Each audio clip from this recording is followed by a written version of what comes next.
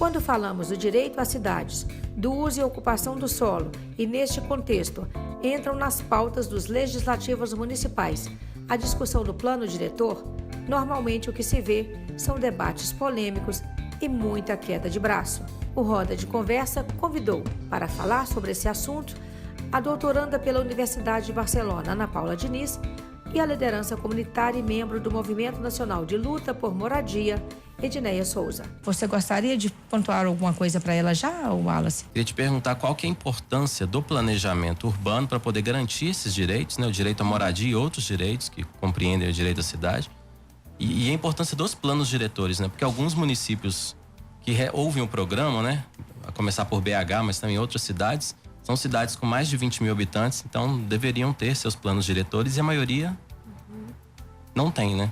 Essa pergunta é muito pertinente porque é o seguinte, o direito à cidade propriamente é um direito garantido internacionalmente, ou seja, o que significa ter direito à cidade? É você ter condições de estar naquela cidade, seja como residente ou não, de se promover dentro daquela cidade, de crescer enquanto um cidadão, ter condições de acesso aos bens e serviços. Em Belo Horizonte, por exemplo, nós já temos um plano diretor. Porém, como em todos os lugares, os planos diretores, eles devem ser reformulados, revisados com o passar do tempo. E a importância, porque no plano diretor, nós vamos estipular onde se pode construir determinado prédio, com quantos andares, porque tudo isso vai impactar nas adjacências daquela construção. Quais serão as zonas, por exemplo, de indústria, né, de comércio, exclusiva para residência, e as zonas ambientais que tem que ter uma proteção especial. Então, o plano diretor, ele tem essa importância. E aqui em Belo Horizonte, né, que é uma experiência muito marcante da construção do plano diretor, você participou, né, de um processo, que é esse da conferência, né, e disso resultou uma proposta de plano diretor, né? Que foi para a Câmara para que os vereadores aprovassem. Mas o que aconteceu com essa proposta? Então, Alice, é o seguinte, esse plano ele tem se mostrado muito democrático, tão democrático que ele já recebeu, após o projeto de lei ter sido apresentado, ele já sofreu 132 emendas. O que isso significa? Significa que ele foi e voltou com uma alteração 132 vezes. Ou seja, as pessoas estão sendo ouvidas. E durante as conferências, né, nós tivemos participação de vários segmentos da sociedade civil para manifestar as suas necessidades. É claro que isso é um consenso, nós temos que chegar num consenso, porque há interesses diferentes.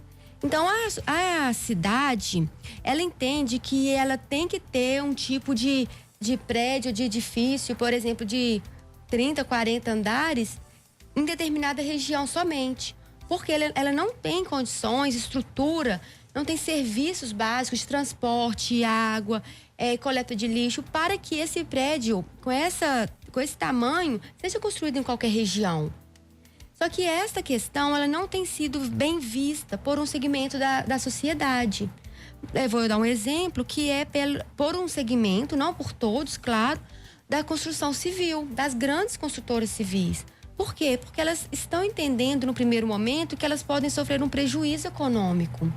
Mas não vai acontecer um prejuízo econômico, porque estudos já foram feitos em várias cidades do mundo inteiro que a cidade precisa ser regulamentada, zoneada. Todas as cidades que passaram por um plano diretor, e neste plano diretor, em relação à habitação, foi estipulado no coeficiente de habitação, essa cidade ela sofreu, ela foi beneficiada. O impacto que a cidade recebeu foi benéfico para a cidade. É preciso reformular esse espaço urbano para que todos tenham direito? Já passou da hora já, porque a gente tem aí uma legislação que foi aprovada lá em 2001 e que a gente não conseguiu implantar até hoje, que é o Estatuto da Cidade, né?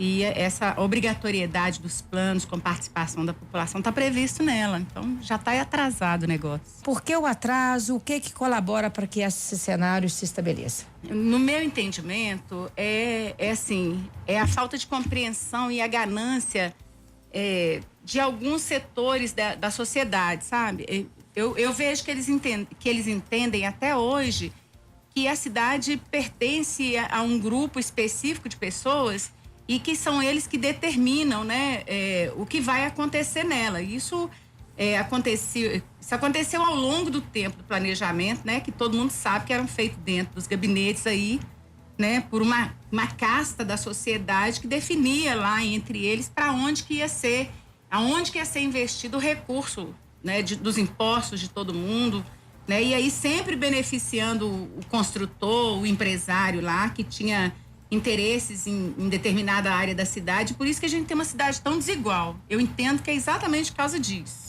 Você tem um lote, vamos supor, de 300 metros quadrados. Neste lote, você pode construir 300 metros quadrados, né, de área, ou você pode construir verticalmente. Ou você pode construir, não construir no lote todo, na base dele todo, mas construir um predinho que vai corresponder a 300 metros quadrados.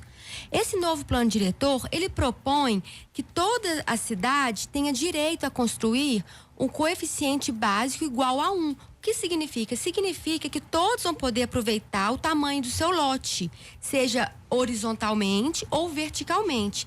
Somente na proporção do tamanho do seu lote. Porém, se você quiser ultrapassar essa construção, por exemplo, se você quiser construir 1.000 metros para cima, em um lote de 300 metros, você pode. Porém, você vai ter que pagar para construir esse excedente. Então, nós estamos incomodando quem com essa proposta? Quem pode construir torres, grandes edifícios e vão lucrar muito, construindo muitos andares. Porque é como se você tivesse um lote em cima do outro, em cima do outro, em cima do outro. Esse é o maior problema que a gente está tendo hoje com um determinado setor da cidade, né? E assim, eles estão fazendo uma campanha, utilizando inclusive os instrumentos de mídia que eles têm, utilizando todo o poder do dinheiro que eles têm, para falar com a cidade que a outorga onerosa é um imposto que está sendo criado. E isso é uma campanha mentirosa, extremamente mentirosa, porque a outorga, além de ser um instrumento que está previsto na Constituição Federal, é um instrumento que traz justiça social para o imposto que todo mundo paga. Hoje, o coeficiente de toda Belo Horizonte já é 1 há muito tempo.